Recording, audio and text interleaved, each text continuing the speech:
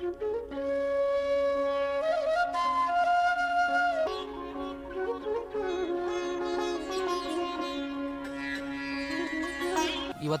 ಎಲ್ಲ ರೈತರು ನೈಸರ್ಗಿಕ ಕೃಷಿಯನ್ನು ಅಳವಡಿಸಿಕೊಳ್ಳಬೇಕಾದ್ರೆ ಕೆಲವು ಪರಿಕರಗಳನ್ನು ತಮ್ಮಲ್ಲೇ ಮಾಡಿಕೊಂಡು ನೈಸರ್ಗಿಕ ಕೃಷಿಯನ್ನು ಅಳವಡಿಸಿಕೊಳ್ಳಬೇಕಾಗುತ್ತೆ. ಅದರೊಂದಿಗೆ ನಮ್ಮ ಜೊತೆ ಇವತ್ತು ಡಾಕ್ಟರ್ ಚಂದ್ರಶೇಖರ್ ಸಿಪಿ ಬೇಸಾಯ ಕೃಷಿ ವಿಭಾಗ ಪ್ರಾಧ್ಯಾಪಕರು ಹಾಗೂ ನಮ್ಮ ORP ತಂಡ ಝೋನ್ 8ರ ಲೀಡರ್ ಆಗಿ ಕಾರ್ಯನಿರ್ವಹಿಸುತ್ತಿದ್ದು, ಈ ಎಲ್ಲ ಪರಿಕರಗಳ ಬಗ್ಗೆ ಸವಿಸ್ತರವಾಗಿ ಹೇಳಬೇಕಾಗಿ ತಮ್ಮಲ್ಲಿ ಕೇಳ್ಕೊಳ್ತೇನೆ. ನಮಸ್ಕಾರ ಭೀಮನಗೌಡ ಪಾಟೀಲ್ರೇ. ಈ ಶೂನ್ಯ ಬಂಡವಾಳ ನೈಸರ್ಗಿಕ ಕೃಷಿನಲ್ಲಿ ಏನು ಪರಿಕರಗಳು ಬೇಕಾಗ್ತವೆ, ಅದನ್ನು ಯಾವ ರೀತಿ ತಯಾರು ಮಾಡಬೇಕು ಅನ್ನೋದನ್ನು ನಾನೀಗ ನಿಮಗೆಲ್ಲರಿಗೂ ತಿಳಿಸ್ಕೊಡ್ತೇನೆ. ಪ್ರಪ್ರಥಮವಾಗಿ ನಮಗೆ ಶೂನ್ಯ ಬಂಡವಾಳ ನೈಸರ್ಗಿಕ ಕೃಷಿಯಲ್ಲಿ ಅವಶ್ಯಕವಾಗಿ ಬೇಕಾಗಿರುವಂತಹ ಒಂದು ಪರಿಕರಗಳು ಅಂತಂದರೆ ಬೀಜಾಮೃತ. ಬೀಜ ಬಿತ್ತುವ ಮೊದಲು ಆ ಬೀಜೋಪಚಾರ ಮಾಡಿ ಬಳಸಬೇಕಾಗ್ತದೆ. ತದನಂತರ ಅವಶ್ಯಕವಾಗಿರುವಂತಹ ಪರಿಕರ ಅಂತಂದರೆ ಜೀವಾಮೃತ. ಜೀವಾಮೃತ ಅದು ಬಿತ್ತಿದ ಒಂದು 15 ದಿವಸಗಳ ನಂತರ ಪ್ರತಿ 15 ದಿವಸಗಳಿಗೊಮ್ಮೆ ಬೆಳೆಗೆ ಭೂಮಿಗೆ ಒದಗಿಸಬೇಕಾಗ್ತದೆ. ಅದನ್ನು ಯಾವ ರೀತಿ ತಯಾರು ಮಾಡಬೇಕು ಅನ್ನೋದನ್ನು ಸಹಿತ ನಾನು ನಿಮಗೆ ತಿಳಿಸ್ಕೊಡ್ತೇನೆ.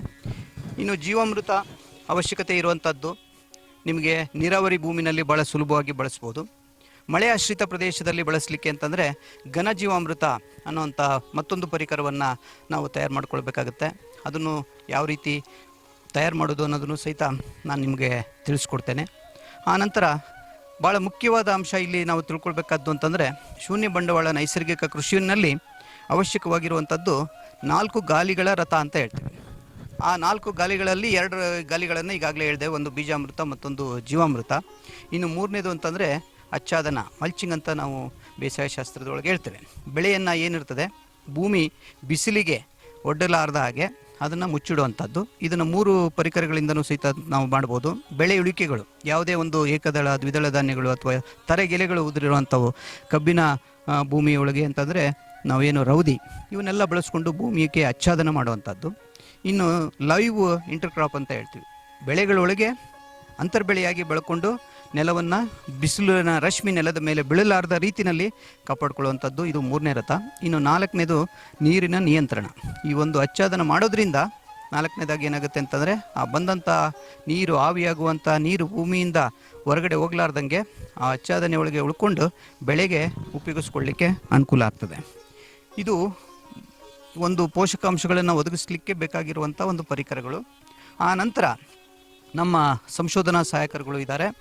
ಅವರು ಕೀಟ ನಿಯಂತ್ರಣಗಳಿಗೆ ಯಾವ ಪರಿಕರಗಳನ್ನು ಬಳಸಬೇಕು ಅನ್ನೋದನ್ನು ಸಹಿತ ತಿಳಿಸ್ಕೊಡ್ತಾರೆ. ಅದರೊಳಗೆ ಮುಖ್ಯವಾಗಿರೋದು ಅಂತಂದರೆ ನೀಮಾಸ್ತ್ರ, ಬ್ರಹ್ಮಾಸ್ತ್ರ, ಅಗ್ನಿಯಸ್ತ್ರ, ಶುಂಠಿ ಅಸ್ತ್ರ.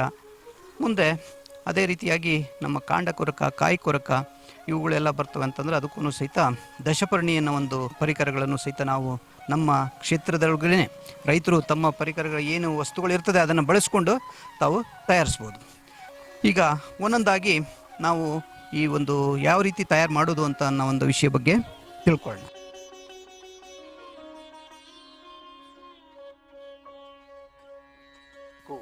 ಈ ಬಿತ್ತುವಂಥದ್ದಕ್ಕೆ ಏನೇನು ಪರಿಕರಗಳು ಬೇಕು ಅಂತ ಅನ್ನೋದನ್ನು ನಮಗೆ ಈ ಪಟ್ಟಿಯಲ್ಲಿ ತೋರಿಸಿದ್ದೇನೆ. ಒಂದು 100 kg ಬೀಜೋಪಚಾರ ಮಾಡೋದಕ್ಕೆ ನಮಗೆ ಅವಶ್ಯಕವಿರುವಂಥ ಪರಿಕರಗಳು, ಬೀಜಾಮೃತ ಮಾಡಲಿಕ್ಕೆ ಏನೇನಪ್ಪ ಅಂತಂದರೆ ಮೊದಲನೇದಾಗಿ ದೇಶಿ ಆಕಳ ಸಗಣಿ. ದೇಶಿ ಆಕಳ ಸಗಣಿ 5 ಕಿಲೋಗ್ರಾಮ್ನಷ್ಟು ಬೇಕಾಗ್ತದೆ. ನಂತರ ದೇಶಿ ಆಕಳ ಗಂಜಲ 5 ಲೀಟರ್ ಪ್ರಮಾಣದಲ್ಲೇ ಬೇಕು. ನಂತರ ಸುಣ್ಣ, ನಾವು ಏನು ತಿನ್ನಲು ಬಳಸುವಂಥದ್ದು ಅಥವಾ ಗೋಡೆಗೆ ಹಚ್ಚುವಂಥ ಸುಣ್ಣ ಸುಮಾರು 50 ಗ್ರಾಮ್ನಷ್ಟು ಬೇಕಾಗ್ತದೆ. ಮತ್ತು ನೀರಿನ ಅವಶ್ಯಕತೆ ಈ ಪ್ರಮಾಣಕ್ಕೆ 20 ಲೀಟರ್ ನೀರನ್ನು ಒಂದು ಯಾವುದೇ ಆದಂಥ ಟಬ್ಬಿನಲ್ಲಿ ಅಥವಾ ಡ್ರಮ್ಮಿನಲ್ಲಿ. ಇದನ್ನು ಇನ್ನು ಮಾಡುವ ವಿಧಾನ, ಬೀಜಾಮೃತವನ್ನು ಮಾಡುವ ವಿಧಾನ ಅಂತಂದರೆ ಒಂದು ಯಾವುದೇ ಆದರೂ ಡ್ರಮ್ಮು ಅಥವಾ ಒಂದು ಪ್ಲಾಸ್ಟಿಕ್ ಟಬ್ ತೊಗೊಳ್ರಿ. 5 kg ಸಗಣಿಯನ್ನು ಅದ್ರಲ್ಲಿ ಹಾಕ್ರಿ. ಇದಕ್ಕೆ ಚೆನ್ನಾಗಿ 5 ಲೀಟರ್ ಗಂಜಳವನ್ನು ಕೂಡಿಸಿ ಅದನ್ನು ಕಲಸ್ರಿ. ಸಗಣಿ ಎಲ್ಲ ಗಂಟುಗಳು ಒಡೆಯೋ ರೀತಿಯಲ್ಲಿ ಬೆರಳಿನಲ್ಲಿ ಇಚುಕಿ ಅದನ್ನು ಕಲಸಿದ ನಂತರ ಒಂದು ಪೇಸ್ಟ್ ಟೈಪು ಅದು ಎಲ್ಲ ಗಂಟುಗಳೆಲ್ಲ ಸಹಿತ ಹೊಡೆದು ಬೆರೆಸಿದ ನಂತರ 20 ಲೀಟರ್ ನೀರನ್ನು ಕೂಡಿಸ್ರಿ. ಇದು ಯಾವತ್ತು ಬಿತ್ತುತ್ತೀರ ನೀವು, ಮಾರನೇ ದಿವಸ ಬಿತ್ತುತ್ತೀರಿ ಅಂತಾರೆ, ಬಿತ್ತುವಂಥ 24 ತಾಸುಗಳ ಮೊದಲು ಅಥವಾ 1 ದಿವಸದ ಮೊದಲು ಬೀಜಾಮೃತವನ್ನು ತಯಾರು ಮಾಡಿ ಇಟ್ಕೊಳ್ಬೇಕು. ಇದೇ ಸಮಯದಲ್ಲಿ ಈಗ ನೀರನ್ನು ಕೂಡಿಸ್ರಿ. 20 ಲೀಟರ್ ನೀರಿನ ಪ್ರಮಾಣವನ್ನು ಇದನ್ನು ನೆರಳಿನಲ್ಲಿ ಬೀಜಾಮೃತವನ್ನು ಶೇಖರಣೆ ಮಾಡಿ 24 ಗಂಟೆಗಳ ಕಾಲ ಇಡಿ. ನಾನು ನಾಳೆ ಮಾರನೇ ದಿವಸ 10 ಗಂಟೆಗೆ ಬಿತ್ತುತ್ತೀನಿ ಅಂತಂದರೆ ಇವತ್ತು 10 ಗಂಟೆಗೆ ನಾನು ಬೀಜಾಮೃತವನ್ನು ತಯಾರು ಮಾಡಿ ಇಡಬೇಕಾಗ್ತದೆ. ಈ ಒಂದು ಪ್ರಮಾಣ ಏನಿದೆ, ಇದೇ ಸಮಯದಲ್ಲಿ ನೀವು ಬೇರೆ ಒಂದು ಮಗ್ಗಿನಲ್ಲಿ ಅಥವಾ ಒಂದು ಬುಟ್ಟಿಯಲ್ಲಿ ಸುಣ್ಣದ ನೀರನ್ನು ಕಲಿಸ್ಕೊಂಡು ಬೇರೆ ಇಟ್ಕೋಬೇಕು. ಇದನ್ನು ಇದ್ರ ಜೊತೆಗೆ ಈಗಲೇ ಕುಡಿಸ್ಬಾರ್ದು. ಆ ಸುಣ್ಣವನ್ನು ಕಲಸಿ ಅದನ್ನು ಸಹಿತ ಒಂದು ರಾತ್ರಿ ಇಟ್ಟು ಮಾರನೇ ದಿವಸ ಈ ಒಂದು ಬೀಜಾಮೃತದ ಮಿಶ್ರಣಕ್ಕೆ ಸುಣ್ಣದ ತಿಳಿನೀರನ್ನು ಕೂಡಿಸ್ಬೇಕು. ಇದರ ಅವಶ್ಯಕತೆ ಏನಿದೆಯಪ್ಪ ಅಂತಂದರೆ, ನಾವು ಏನೇನು ಪರಿಕರಗಳನ್ನು ಇದರಲ್ಲಿ ಸಾಮಗ್ರಿಗಳನ್ನು ಬಳಸಿದ್ವಿ. ದೇಶೀಯ ಆಕಳ ಸಗಣಿ ಏನಪ್ಪ ಕೆಲಸ ಮಾಡ್ತದೆ ಅಂತಂದರೆ ಇಲ್ಲಿ ಶಿಲೀಂಧ್ರನಾಶಕವಾಗಿ ಕೆಲಸವನ್ನು ಮಾಡ್ತದೆ. ಅದೇ ರೀತಿಯಾಗಿ ನಾವು ಗಂಜಳವನ್ನು ಬಳಸಿದ್ವಿ. ದೇಶಿ ಆಕಳ ಮೂತ್ರ ಏನಪ್ಪ ಅಂತಂದರೆ ಅದು ಒಂದು ಬ್ಯಾಕ್ಟೀರಿಯಾ ಏನು ಭೂಮಿನಲ್ಲಿರ್ತವೆ, ಜೀವಾಣುಗಳಿರ್ತವೆ, ಅದನ್ನು ರೋಗ ತರುವಂತಹ ಬ್ಯಾಕ್ಟೀರಿಯಾಗಳನ್ನು ಅದು ನಿಯಂತ್ರಣ ಮಾಡುತ್ತೆ. ಇನ್ನು ಮುಂದೆ ಈ ಸುಣ್ಣದ ತಿಳಿನೀರನ್ನು ಯಾಕೆ ಬಳಸಬೇಕು ಅಂತಂದರೆ, ಇದನ್ನು ನಾವು ರಸಸಾರ ಅಂತ ಹೇಳ್ತೀವಿ. ರಸಸಾರ ಈ ಒಂದು ನಾವು ಮೂತ್ರವನ್ನು ಬಳಸಿದಾಗ ಕಡಿಮೆ ಆಗಿರ್ತದೆ, ಆಮ್ಲೀಯವಾಗಿರ್ತದೆ, ಆ್ಯಸಿಡಿಕ್ pH ಅಂತ ಹೇಳ್ತೀವಿ. ಆ ಆಮ್ಲೀಯವಾದಂಥ ರಸಸಾರವನ್ನು ತಟಸ್ಥ ರೂಪಕ್ಕೆ ತರಲಿಕ್ಕೆ ಸುಣ್ಣ ಅವಶ್ಯಕವಿದೆ. ಹಾಗಾಗಿ ಆ ಸುಣ್ಣವನ್ನು ಅದಕ್ಕೆ ಕೂಡಿಸ್ಬೇಕು. ಇವು ಕೂಡಿಸಿದ ನಂತರ ಏನಿದೆ, ಈಗ ಮಾರನೇ ದಿವಸ 24 ಗಂಟೆಗಳಾದ ಮೇಲೆ ತಿಳ್ಕೊಳ್ರಿ, ಆ ಸುಣ್ಣದ ತಿಳಿನೀರನ್ನು ಈ ಬೀಜಾಮೃತದ ಒಂದು ಇದಕ್ಕೆ ಕೂಡಿಸ್ರಿ. ತಿಳಿನೀರನ್ನಷ್ಟೇ ಆ ನೀರನ್ನು ಕೂಡಿಸ್ಬೇಕು. ಕೂಡಿಸಿ ಅದೆಲ್ಲ ಮಿಶ್ರಣವಾಗುವ ರೀತಿಯಲ್ಲಿ ಭೂಮಿ ತಿರುಗುವ ಆಕಾರದಲ್ಲಿ, ಅಂದರೆ ಕ್ಲಾಕ್ ವೈಸ್ ಅಂತ ಹೇಳ್ತೀವಿ, ವೃತ್ತಾಕಾರದಲ್ಲಿ ಅದನ್ನು ರಾತ್ರಿನೂ ಸಹಿತ ಹಿಂದಿನ ದಿವಸ ಮಾಡಿರ್ತೀರಿ, ದಿವಸಕ್ಕೆ 3 ಸಾರಿ ಪ್ರದಕ್ಷಿಣೆ ಮಾಡಿಸಿ ಅದನ್ನು ಇಡಬೇಕು. ಮಾರನೇ ದಿವಸ ಅದೇನು ಸುಣ್ಣದ ತಿಳಿ ನೀರು ಕೂಡಿಸಿದ ನಂತರ ಈಗೇನಿದೆ ಬೀಜಾಮೃತ ಬೀಜಕ್ಕೆ ಉಪಚಾರ ಮಾಡಲು ಸಿದ್ಧವಾಗಿದೆ. ಈ ಸಿದ್ಧವಾದಂಥ ಬೀಜಾಮೃತವನ್ನು ಈಗ ತಗೊಳ್ಳಿ. ಯಾವುದೇ ಬೀಜ, ನೀವು ಬೇರೆ ಬೇರೆ ಬೀಜ ಬಿತ್ತಾ ಇರ್ಬೋದು, ನೀವು ಯಾವುದೇ ಬೆಳೆಯ ಬೀಜವನ್ನು ಬಿತ್ತನೆ ಮಾಡಿರಿ. ಅದಕ್ಕೇನು ಮಾಡಿ ಅಂತಂದರೆ, ಈಗ ಸ್ವಲ್ಪ ಪ್ರಮಾಣದಲ್ಲಿ 1 ಎಕರೆಗೆ 3 ಕಿಲೋಗ್ರಾಮ್ ಅಷ್ಟೇ ಬಿತ್ತಬೇಕಾಗತ್ತೆ. ಅಂಥ ಕಡೆ ಈ ಬೀಜಾಮೃತವನ್ನು ಆ ಬೀಜದ ಮೇಲೆ ಸಿಂಪರಣೆ ಮಾಡಿರಿ.